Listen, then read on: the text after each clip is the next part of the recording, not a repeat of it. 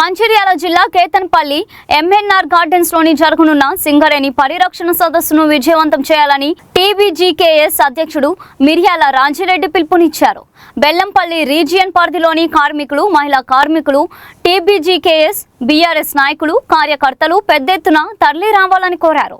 సదస్సులో శాసనసభ deputy floor leader Harish Rao Singareni స్థితిగతులపై power point presentation ఇవ్వనున్నట్లు తెలిపారు. కాంగ్రెస్ అధికారంలోకి వచ్చిన తర్వాత సింగరేణి సంస్థ మనుగడ ప్రశ్నార్థకంగా మారిందని రాజిరెడ్డి ఆరోపించారు. కొత్త గనులు, ఉద్యోగాలు లేక కార్మికులు అయోమయానికి గురవుతున్నారని అన్నారు. సింగరేణి నిధుల దుర్వినియోగంపై ప్రభుత్వం సమాధానం చెప్పాలని డిమాండ్ చేశారు.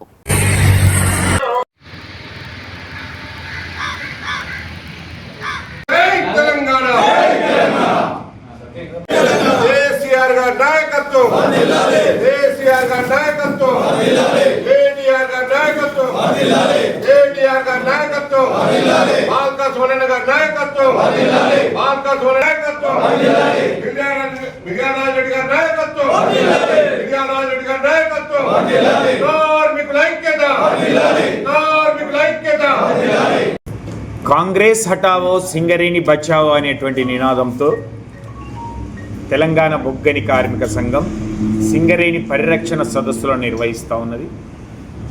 అందులో భాగంగానే బెల్లంపల్లి రీజియన్కు సంబంధించి రేపు సాయంత్రం 4 గంటలకి ఎంఎన్ఆర్ గార్డెన్స్లో ఈ సదస్సు ఉంటుంది. కాబట్టి సింగరేణి కార్మిక సోదరీమణులు అందరూ కూడా హాజరై విజయవంతం చేయాలని కోరుతా ఉన్నాం.